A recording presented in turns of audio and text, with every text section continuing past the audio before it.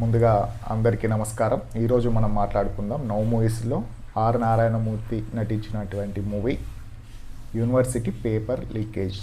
ఇక మూవీ విషయానికి వస్తే తండ్రి కొడుకుగా ఆర్ నారాయణమూర్తి నటించడం జరిగింది. ఇందులో దర్శకుడు, కథ, స్క్రీన్ ప్లే, సంగీతం అంతా ఆయనే, హీరో కూడా.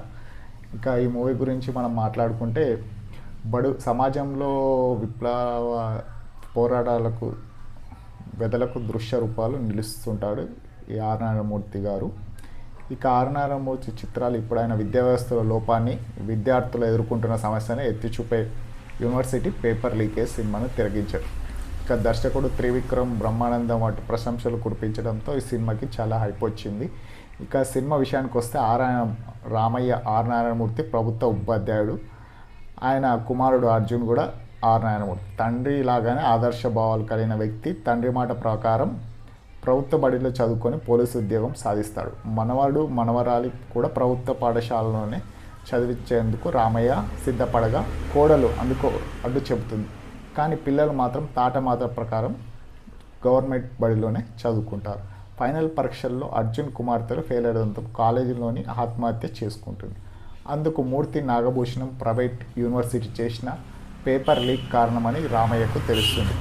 ఆ యూనివర్సిటీని నడిపిస్తున్న నాగభూషణంపై విద్యార్థులతో కలిసి పోరుకు సిద్ధమవుతాడు రామయ్య. మరి ఆ ప్రయాణంలో ఎదురైనటువంటి సవాళ్ళు ఏంటి, అసలు నాగభూషణం ఎవరు, అతడికి రామయ్యకున్న విరోధం ఏమిటి అన్నది మిగతా కథ. ఇక సినిమా ఎలా ఉందంటే, ఇది పూర్తిగా are Narayanamurthy mark cinema. Title బట్టి చూడంగానే మనం పేపర్ లీక్ అనుకుంటాము, అంటే ఈ సినిమా పొరపాటు పడినది. ప్రాథమిక విద్య మాతృభాషతో పాటు ఆంగ్ల భాషలో ఉండాల్సిన ఆవశ్యకతను తెలియజేస్తుంది. ప్రైవేట్ విద్య వద్దు, ప్రభుత్వ విద్య ముద్దు అని బలంగా నినాదిస్తుంది ఈ మూవీ. చదువు పేరుతో వచ్చే విజయాలు వెనకాల పరుగులు పెడుతున్నామా, జ్ఞానం వెనకాల పరుగులు తీస్తున్నామా అన్నది ఈ సినిమా. జ్ఞానం ఇవ్వాల్సిన విద్య పిల్లలు పాలిట భారంగా ఎందుకు మారుతుంది? ఇక విద్యార్థుల భవిష్యత్తు కోసం వర్తమానం తాకట్టు పెట్టే తల్లిదండ్రుల గురించి ఈ మూవీ చూపిస్తుంది. ఇక మూవీ విషయాలు కొన్ని పాయింట్లు మాట్లాడుకుంటే, ఇప్పుడు మనం రియల్గా చూస్తున్నటువంటి టీవీ సీరియల్స్ అవన్నీ వచ్చే న్యూస్లో వచ్చేలాగానే అనిపిస్తుంది కొన్ని పాయింట్స్. ఇక ఆర్ నారాయణమూర్తి పాత్రను పరిచయం చేస్తూ సినిమా ప్రారంభమవుతుంది. ఆ తర్వాత నాగభూషణం పాత్రను తెరపైకి తీసుకొచ్చి మూర్తి ప్రైవేట్ యూనివర్సిటీ హస్తగతం చేసుకోవడాన్ని చూపించారు. విద్యా వ్యవస్థల మాటలో జరుగుతున్న అక్రమాలని ఒక్కొక్కటిగా చర్చిస్తూ వెళ్ళారు. ఈ క్రమంలో వచ్చే ఆంగ్ల భాష ఆవశ్యకత, ఫీజు రిమైండ్ పేరిట జరిగే దోపిడీలో వీటి కొన్ని మాత్రమే ఎమోషనల్గా కనెక్ట్ అయ్యాయి. విరామానికి ముందు పేపర్ లీక్ ఘటన కారణంగా మనవరాల ఆత్మహత్యకు పాల్పడడం, దీంతో అతను నాగభూషణంపై విద్య తిరుగుబాటు సిద్ధమయ్యే కథ మలుపు తిరుగుతుంది.